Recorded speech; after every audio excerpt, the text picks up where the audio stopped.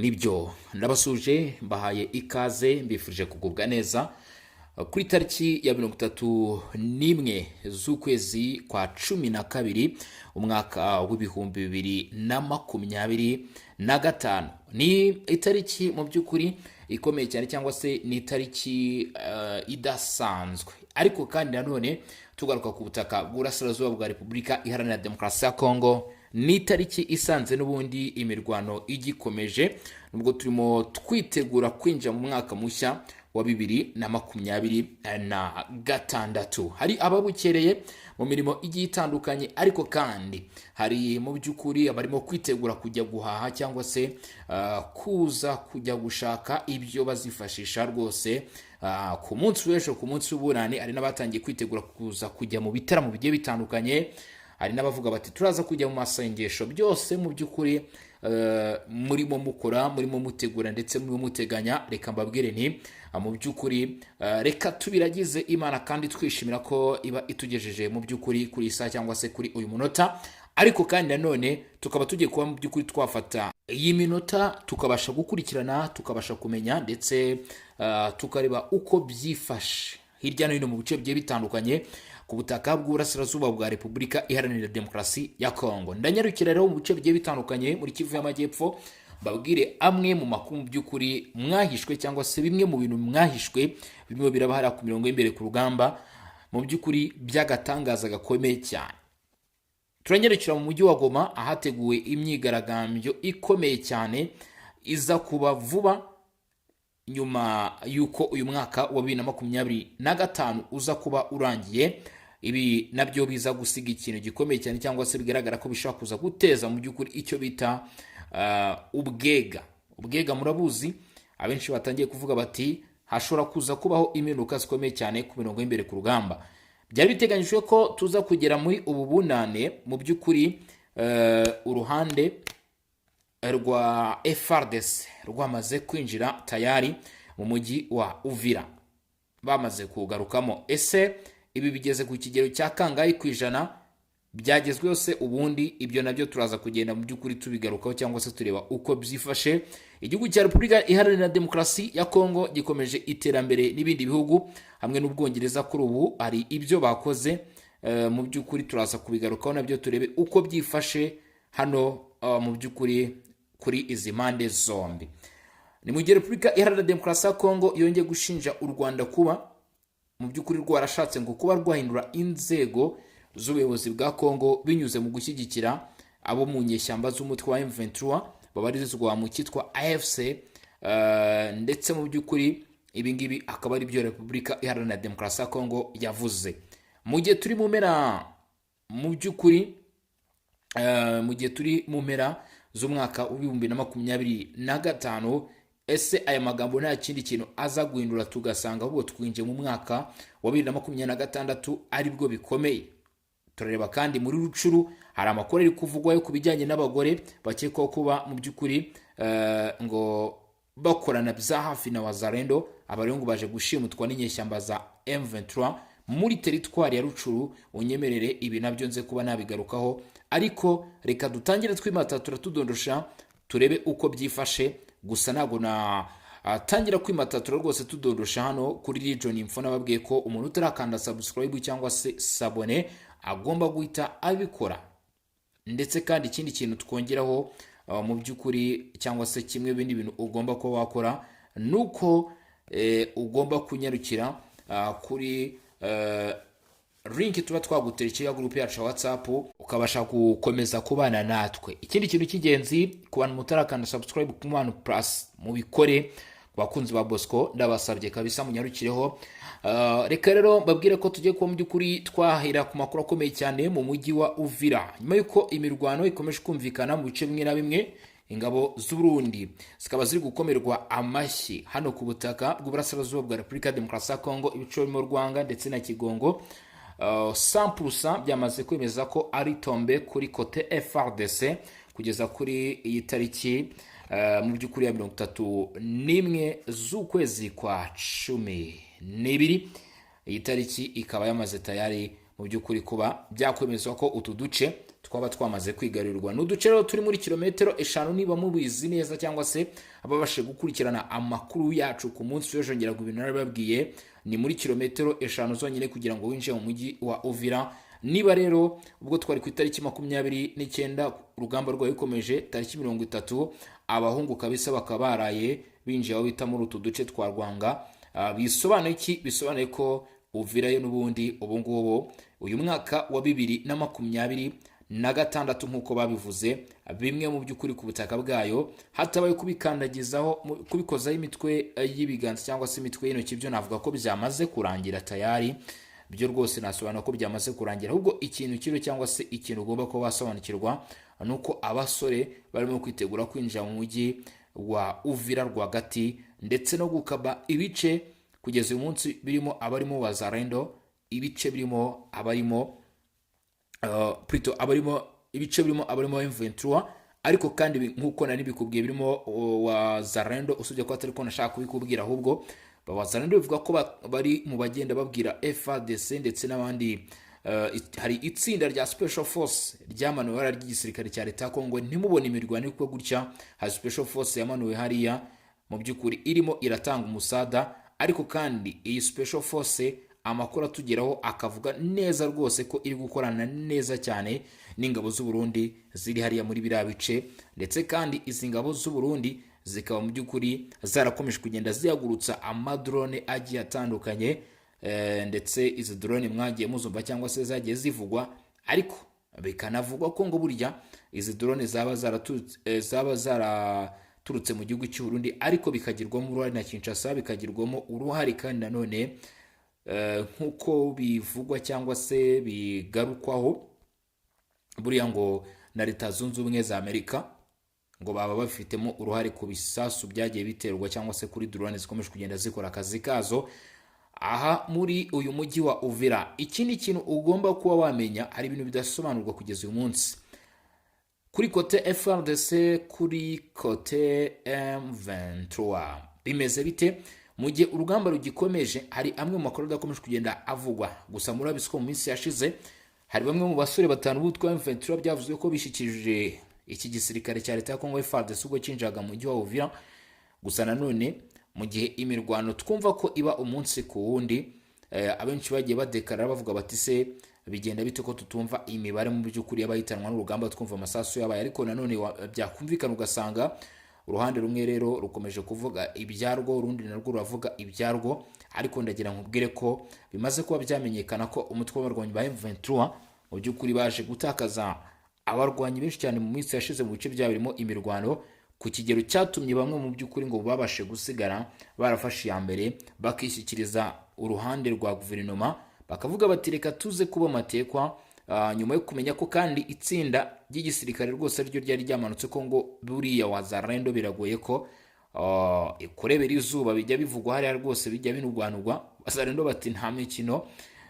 Aba rero baje kwishyikiriza igisirikare cya leta Kongo FARDC. Kugeza uyu munsi uravuga ko bafitwe nubwo bataragaragazwa n'abarwanyi umutwe twaje ngo M23, ariko amakuru menshi akavuga ko aba barwanyi mu by'ukuri bishyikirije uruhande rwa guverinoma ya Repubulika Iharanira Demokarasi ya Kongo, basanzwe n'ubundi baturuka muri ibi bice nyuma y'uko bari baragiye bakorana n'izi nyeshyamba. Kandi andi makuru akaba avuga cyangwa se asobanura neza ko abangaba mu by'ukuri hari na bamwe mu bagiye bishyikiriza uruhande rwa guverinoma, kandi uko byagiye bigenda cyangwa se ikigenda kimenyekana kuri aya makuru nuko mu by'ukuri bagiye bakurwa mu bice bigiye bitandukanye. Murabizi ko muri Bukavu, murabizi ko no mu bice bigiye bitandukanye byavuzwe ko M23 yajya gufata bamwe mu rubyiruko ikabinjiza mu mirwano.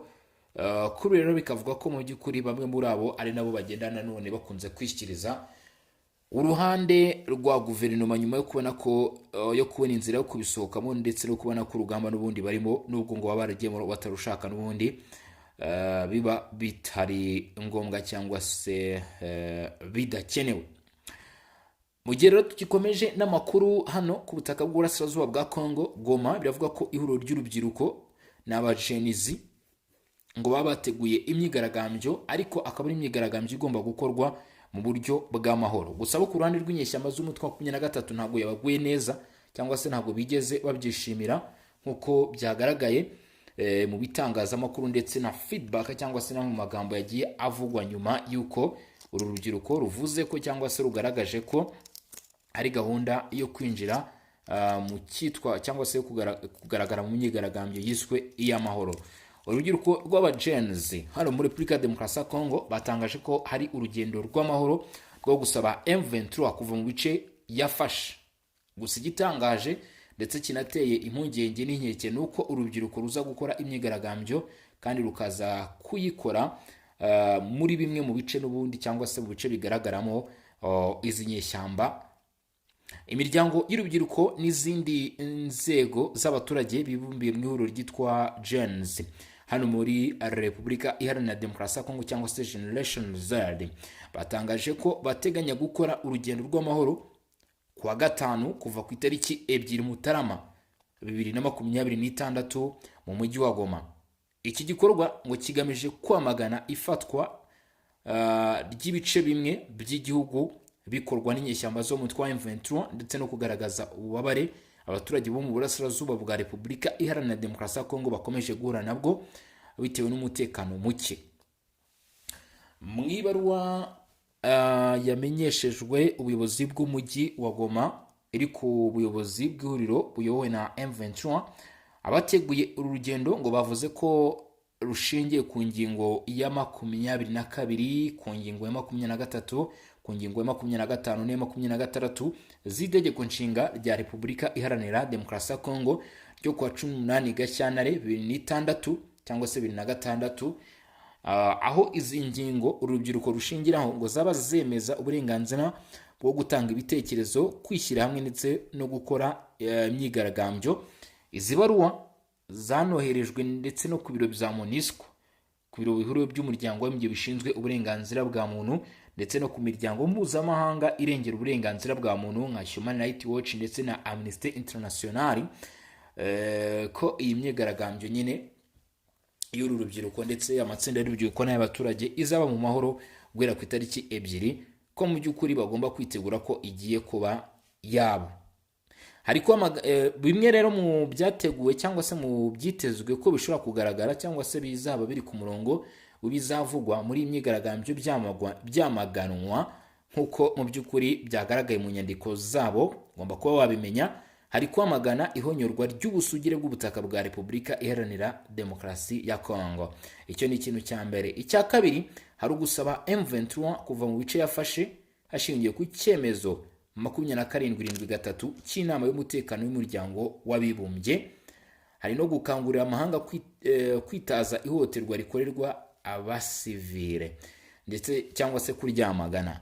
Aho ngaha rero kimwe mu bintu bikomeye cyane ugomba kuba wamenya kuri ibi ngibi nuko mu by'ukuri harimo impinduka zikomeye cyane cyangwa se wongeye kugaragaramo ikindi kintu gikomeye cyane wicaye M23 igenzura. Ibi bikaba bisobanuye ko mu by'ukuri bamwe mu baturage bo mu bice uyu mutwe ugenzura baba batangiye kuyamagana ndetse no kugaragaza ko batifuza ibikorwa byayo cyangwa se ibikorwa yaba ikora. Abango barasaba kandi ubutabera ko bugaragara by'umwihariko kubagizweho ingaruka n'intambara, ko bahabwa ubutabera kandi ababazwa kuba barakoze ibyaha bikomeye baryozwe ibyo bakoze mbere y'inkiko zibifite ububasha harimo n'izo ku rwego mpuzamahanga, kuko ngo arabashobora rwose koherezwa mu nkiko mpuzamahanga bitewe n'ibikorwa bakoze ndengakamere. Abateguye urugendo bashimangiye ko ruzaba urw'amahoro gusa, ngo hazakoreshwa inzira 3 mu by'ukuri zatangira ku masangano y'aho bita Kihisi Birere, bakubitire Kihisi Birere Mutinga ndetse no hafi ya station ya Simba, mu by'ukuri bagahurira ku kigo cya MONUSCO hafi ya Hotel Serena, aho hazasomerwa kandi hagatangirwa inyandiko isobanura ibyifuzo by'abaturage ikitwa mu Mirandum. Urugendo ruzatangira ku isaa 2 za mu gitondo ku itariki 2 Mutarama 2026. Ubutumwa bwabo abagize Generation Z hano muri Repubulika Demokarasi ya Kongo umujyi wa Goma bagaragaje ko bubaha amahame ya demokarasi ndetse n'amategeko mpuzamahanga agenga intambara, basaba n'abarwanyi ba M23 bayobora umujyi wa Goma gufata ingamba zo kurinda ndetse no gucunga umutekano w'abazitabira urugendo kugira ngo rugende neza kandi rutagira uwuhungabanywa nk'uko byagenze ndetse ku yindi myigaragambyo yagiye ikorwa mbere. Ikibazwa rero cyangwa se igikomeje gutera impungenge n'inkeke ni uko bamwe mu bazitabira iyi myigaragambyo hari ubwoba ko bashobora kuba bazagirirwa nabi, dore ko mu by'ukuri bagiye gukora igikorwa nakwita ngewe icy'ubwiyahuzi. Mu by'ukuri bagiye kwamagana uyu mutwe wa M23 ariko nanone bawukorere mu bice uyu mutwe ugenzura. Ikindi kintu ugomba ko wamenya ni uko badafite uburinzi, urugero rwa Bazalendo, urugero rwa FARDC cyangwa se uruhande rwa guverinoma, ugasanga ko mu by'ukuri bishobora kuba byazagira ingaruka zikomeye cyane, cyangwa se tubifate nk'aho ari agatego. Mu by'ukuri M23 ishobora kuba igiye kuba yakubitwa cyangwa se igiye kuba yageragezwa, dore ko buriya kimwe mu bintu ugomba kumenya cyangwa se ugomba kuba wasobanukirwa mu by'ukuri ni uko politike, ikintu bita politike irimo imitego myinshi cyane, cyangwa se habamo utuntu tw'imibare myinshi cyane. Ibyo ngibyo ugomba kuba mu by'ukuri ubisobanuye cyangwa se ubizi iyo wishoye mu bintu nk'ibi ngibi bya politike. Mu by'ukuri ubwo ndavuga nyine abari hano ku butaka bw'uburasirazuba bwa Repubulika Iharanira Demokarasi ya Kongo. Reka dukubite rero ku bijyanye n'Ubwongereza ndetse na guverinoma ya Repubulika Iharanira Demokarasi ya Kongo, aho baje gukora igikorwa rero cyo guteza imbere imibanire hagati y'ibi bihugu. Ibyo ngibyo nabyo ugomba kuba wabimenya kuko n'indi ntambwe ikomeye ifite icyo isobanuye hano muri aka karere ka Afurika y'ibiyaga bigari, kumva ko Ubwongereza bwaba mu by'ukuri bugiye gukora ikintu nk'iki ngiki hagati yabo na guverinoma ya Repubulika Iharanira Demokarasi ya Kongo. Ubwongereza ngira ngo murabizi ko ari igihugu gikomeye. Repubulika Iharanira Demokarasi ya Kongo ni igihugu kugeza uyu munsi kiri mu ntambara, ndetse hari ubwoba ko iyi ntambara ishobora kwaguka ikaba intambara, ikareka kuba intambara mu by'ukuri isanzwe y'imbere mu gihugu, ikaba intambara y'akarere. Ku bw'ibyo rero bitekerezwa ko mu by'ukuri iki gihugu cyaba gikomeje kugenda gishaka amaboko, gishaka mu by'ukuri ibihugu byagishyigikira. Ni muri urwo rugendo rero kugeza uyu munsi icyo ugomba kuba wamenya, Ubwongereza mu by'ukuri burimo burakorana neza cyane na Repubulika Iharanira Demokarasi ya Kongo, ari nabyo ngiye kuba nagarukaho cyangwa se tugiye kuba twaganiraho. Mu by'ukuri urasabwa kutaza gucikwa cyangwa se kutaza kujya kure, kuko mu by'ukuri uraza kuba wabisobanukirwa kugeza kuri munota mbere ko tugaruka ku yandi makuru. Nicyo kintu ngiye kuba nabanza nyine kuba nababwira. Ngiye kubanza mbabwire uko mu by'ukuri ibintu bihagaze, hanyuma turaza kureba ese ibi byaba bifite aho bihuriye n'ibibazo Repubulika Demokarasi ya Kongo ifite muri politiki y'akarere. Leta ya Repubulika Iharanira Demokarasi ya Kongo n'Ubwongereza ngo byatangiye ibiganiro nyuma yo gukaza amategeko ya viza ku banyekongo. Repubulika ya Demokarasi ya Kongo ndetse n'ubwami bw'Ubwongereza byatangiye rero ibiganiro bya diplomasi ndetse n'ibya tekinike bigamije kwiga ku kibazo cy'abanyekongo baba mu Bwongereza mu buryo bunyuranyije n'amategeko. Ibi byatangajwe na leta ya Kongo kwa kabiri, nyuma y'uko Ubwongereza bukajije ibisabwa mu gutanga viza ku baturage bo muri Repubulika Iharanira Demokarasi ya Kongo. Mu itangazo ryasohowe na Minisiteri y'Itangazamakuru n'Itumanaho ya Repubulika Iharanira Demokarasi ya Kongo, guverinoma yatangaje ko yamenyeshejwe ku mugaragaro binyuze mu miyoboro ya diplomasi ibyemezo Ubwongereza buteganya gufata, birimo ndetse no kugabanya cyangwa gukumira viza ku bafitiye passport zidasanzwe za Kongo. Repubulika Iharanira Demokarasi ya Kongo yavuze ko ishyigikiye uburyo bwo gukemura ibibazo by'abimukira binyuze mu biganiro bishingiye ku busugire bw'ibihugu, uburenganzira bwa muntu ndetse n'amategeko agenga buri gihugu. Kuri ubu impuguke zo muri Minisiteri y'Ububanyi n'Amahanga ya Repubulika Demokarasi ya Kongo cyitwa DGM ndetse na Directeur General ku ruhande rw'abinjira n'abasohoka hamwe mu by'ukuri n'ibiro by'imbere mu Bwongereza bari mu biganiro bigamije gusuzuma uko abanyekongo ba mu Bwongereza mu buryo bunyuranyije n'amategeko bahagaze, ndetse no gushaka ibisubizo birambye bifatika kandi byemeranwaho n'impande zombi. Ni ibiganiro byibanze cyane ku buryo bwo kumenya neza imyirondoro y'abantu barebwa n'izo ngamba. Kinshasa yibukije ko nta muntu ushobora gusubizwa iwabo cyangwa kwirukanwa igihe hari gushidikanya ku myirondoro ye, kandi ingamba zose zigomba gufatwa hubahirijwe byimazeyo uburenganzira bwa muntu. Ibiganiro bibaye rero mu gihe Ubwongereza bwatangaje ko bugiye gukuraho uburyo bwihuse bwo gutanga viza ku banyekongo guhagarika uburyo bwihariye bwo kwakira abanyapolitiki n'abayobozi bakuru ba Repubulika Iharanira Demokarasi ya Kongo. Buvuga ko bufite impungenge ku bufatanye budahagije bwa leta ya Repubulika Iharanira Demokarasi ya Kongo mu kwakira bene igihugu bayo baba mu buryo bunyuranyije n'amategeko. Minisitiri w'umutekano w'imbere mu Bwongereza Shaban Mohamud yaburiye ko iki gihugu cye gishobora guhagarika burundu gutanga visa ku banyekongo mu gihe ubufatanye butakwiyongera vuba, ashimangira ko ibihugu bigomba kwakira abaturage babyo baba mu mahanga mu buryo butemewe n'amategeko. Ku ruhande rwayo, Home Office yavuze ko habayeho ubukererwe mu byangombwa n'imikorere ya leta ya Kongo byadindije isubizwa ry'abimukira, nubwo yemeye ko hari imbaraga Repubulika Demokarasi ya Kongo yatangiye kuba yashyiramo rero mu kuba mu by'ukuri bakemura icyo kibazo. Ngira ngo urumva ko bitoroshye ari rwose muri biriya bihugu, ntabwo biba byoroshye, cyangwa se navuga nta mikino iba ihari. Ngira ngo ibyo murabizi.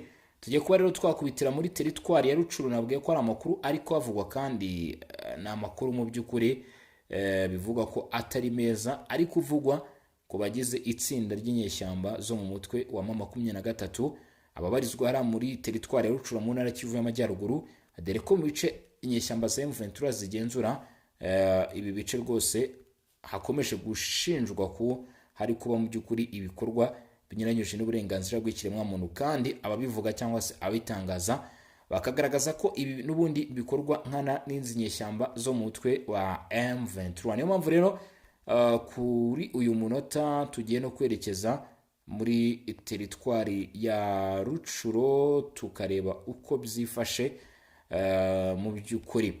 Nizere ko rero ukomeje kuba wabana natwe cyangwa se wamaze no gukanda subscribe. Biravuga ko abagore bakekwaho kuba aba bagore b'abarwanyi ba Wazalendo ngo baje gushimutwa n'inyeshyamba za FCM 23 muri teritwari ya Rucuro. Ibi byagenze bite? Amakuru atandukanye yemejwe avuga ko ku cyumweru ku itariki 28 Ukuboza no 25 inyeshyamba zo mu mutwe wa 23 zashimuse abagore benshi bo mu gace ko bita Bukombo muri shoferi ya Bwito muri teritwari ya Rucuru mu ntara Kivu y'Amajyaruguru. Aya makuru harimo n'ay'ingabo z'igihugu cya Repubulika Demokarasi ya Kongo FARDC zivuga ko abagore 42 bashimuswe n'izo nyeshyamba nk'uko byatangajwe n'umuvugizi w'akarere ka gisirikare ka 34 Major Dieudonné Kasereka. Ngo aba bagore rero bakuye mu ngo zabo bashinjwa kuba abagore b'abarwanyi ba Wazalendo. Yongeyeho ko bahotewe bikabije bagakorerwa iyicarubozo mbere yo kujyanwa ahantu hatazwi. Ku rundi ruhande, undi muturage wo muri Bukombo wabonye ibyabaye avuga ko abantu 28 gusa bose ari abagore ngo aribo bafashwe. Uyu muturage wasabye kudatangazwa amazina ye kubw'impamvu z'umutekano we yavuze ko aba bagore bashinjwaga gutanga amakuru ku ngabo za AFC M23 ku bagabo babo bakekwa kuba ari abarwanyi ba Wazalendo. Yavuze ko aba bagore bajyanwe aho bita Irubona, imwe mu myanya inyeshyamba za M23 zifite muri teritwari ya Rucuru. Hari n'andi makuru aturuka Bukombo yemeza ko bamwe muri aba bagore bafashwe barekuwe kuwa mbere ku itariki 29, ariko telefone zabo zigafatwa n'inyeshyamba bivuga ko zagombaga gukoreshwa mu iperereza. Kugeza ubu nta makuru aramenyekana ku hazaza haba bagore bakiri mu maboko y'inyeshyamba aho bita Irubona. Ibintu bikomeje guteza impungenge ku miryango yabo n'abaharanira uburenganzira bwa muntu, nubwo ingabo za leta zitagenzura teritwari ya Rucuru zatangaje ko zamaganye byimaze ibikorwa zibifata nk'ibyaha by'intambara bikorerwa abasivile n'inyeshyamba za M23 mu bice izi nyeshyamba zigenzura, ndetse bikavuga ko bishobora kuba ari bimwe mu byashingiyeho hategurwa imyigaragambyo igomba gutangira kuwa gatanu ku itariki 2 mu mujyi wa Goma. Akaba rero ngo ari imyigaragambyo nk'uko byagaragajwe igamije cyangwa se ifite intumbero, ifite intego yo gukumira ndetse no kwamagana abagize itsinda ry'umutwe wa M23. Tugenda rero mu by'ukuri tugana ku musozo. Hari amwe mu makuru y'ingenzi kandi nashobora kuba nasohoka hano muri studio za Region Info. Mu by'ukuri ntababwiye ni amakuru areba uruhande rwa leta ya Repubulika Iharanira Demokarasi ya Kongo, ni amakuru agaruka ku ruhande rw'u Rwanda. Ikibazo cy'umutwe wa M23 nk'uko mubizi cyangwa se mwakomeje kugenda mubimenyera, ndetse n'inama zigiye zitandukanye rero ziba zikomeje kugenda ziba, kandi aha murabizi ko ariho kugeza umunsi ruzingiye cyangwa se abariho ruzingiye n'ubundi musanzwe mubizi. Kubakurikirana Region Info hano rwose mu makuru, ngira ngo tufate iminota mikeya rero nabyo tube twabirebaho. Ariko kandi hagati aho ngaho umuntu utarakanda subscribe cyangwa se sabone, like, share ndetse na comment, mubwira ko mu by'ukuri ugomba kuba wabikora nabyo kugira ngo dukomeze kugenda tubana. Ibitekerezo, inyunganizi turabyakira, ndetse kandi ikindi kintu cyiyongeyeho ugomba kuba wamenya nuko ugomba kunyarukira ku Manu Plus ugakanda subscribe ku bantu mukunda Bosco cyangwa se mwakomeje gukunda ibiganiro n'amakuru by'ukuri kandi by'ingenzi. Tuba tugenda tugushyiraho amwe mu makuru nayo abakomeje kugenda acaracara, abakomeje kugenda avugwa kandi ingenzi uba ugomba kuba wamenya. Nk'ubu twagushyiraho ikiganiro rero gikuyemo amakuru akomeye cyane, ngira ngo ababashije kugerayo mwabibonye. Ubwo rero n'abandi mu by'ukuri muze kunyarukirayo naho murebe uko biba byifashe. Dukomeje n'urugendo rwo kujya muri groupe yacu ya WhatsApp ya Songa Mbere. Abamaze kugeramo kabisa bravo, kandi mu by'ukuri murabizi ko tudukomeje kugenda tubategurira ibintu byiza cyane biba bigomba kuba mu by'ukuri byabageraho abo byanze bikunze 5 kuri 5. Ubu rero tukaba tugiye kwinjira mu makuru akomeye cyane, ari nayo mpamvu rero nsaba buri umwe wese udukurikirana ko aba agomba gukurikirana mu by'ukuri ibijyanye n'aya makuru kugeza ku musozo. Uko ibintu byifashe rero kugeza kuri iyi saha, Repubulika Demokarasi ya Kongo ngo yaba yongeye gushinja u Rwanda gushaka guhindura inzego z'igihugu binyuze mu gufasha AFC M23. Isaba ko mu by'ukuri African Union yabyitaho byihuse.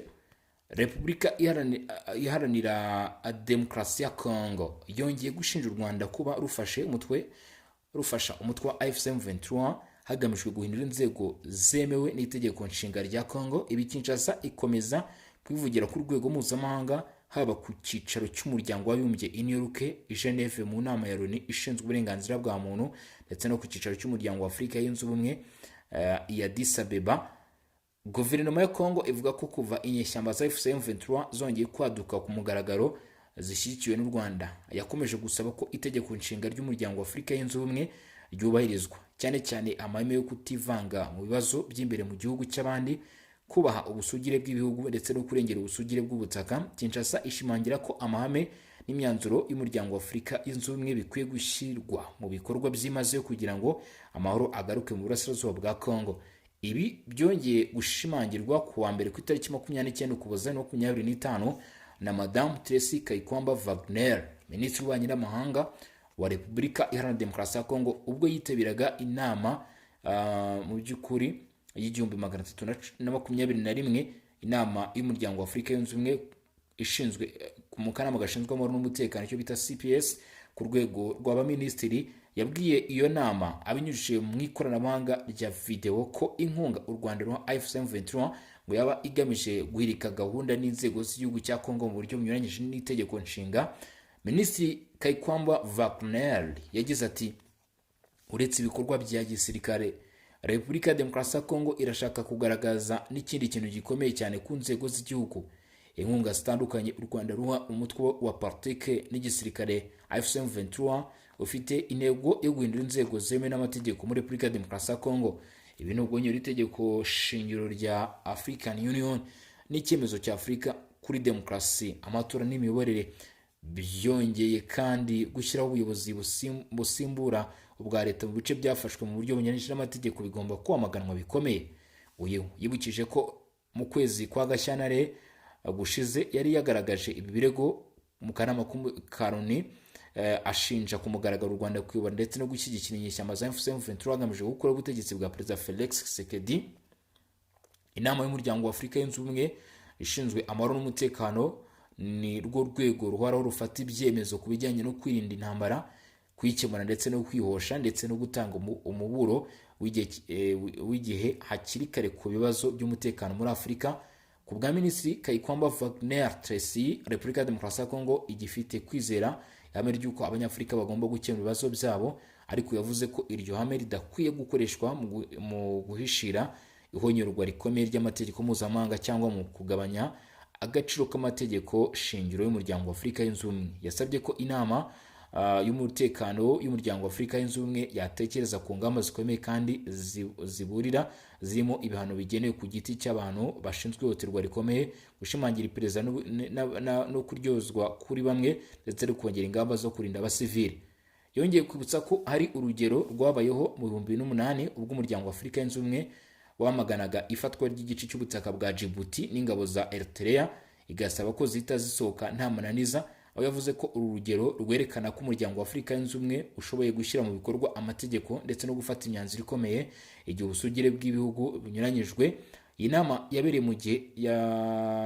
mu gihe umutekano w'ubutabazi byifashe nabi mu burasirazuba bwa Congo, aho imirwano ikomeye ikomeje muri Kivu y'Amajyaruguru na Kivu y'Epfo, ihanganishije ingabo za leta n'inyeshyamba za FCM23 zishyigikiwe n'u Rwanda. Ibi bibaye kandi mu gihe umuryango wa Afurika yunze ubumwe ugaragaza kugorwa ndetse no kwemeza ku mugaragaro ko Repubulika ya Demokarasi ya Kongo yagabwe igitero n'u Rwanda, nubwo habaye inama n'amasezerano aherutse kwemezwa ngo Washington ya Perezida Felix Tshisekedi na Paul Kagame babifashijwemo n'ubuyobozi bwa Leta Zunze Ubumwe za Amerika.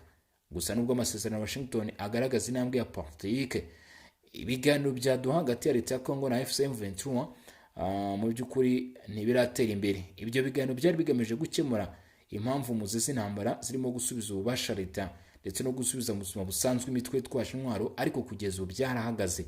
Uku kudatera imbere kwatumye imirwano yongera kubura, bituma FCM23 ifata umujyi wa Uvira muri Kivu y'Amajyepfo, bikurura kwamaganwa gukomeye kw'amahanga cyane cyane biva muri Leta Zunze Ubumwe za Amerika. Nubwo FCM23 yatangaje ko yavuye muri uwo mujyi, Loni yasabye ko iyi myivumbagatanyo ikurwaho mu buryo bugaragara kandi bwemewe, ikajya kure nibura kilometero 75 uvuye aho Uvira.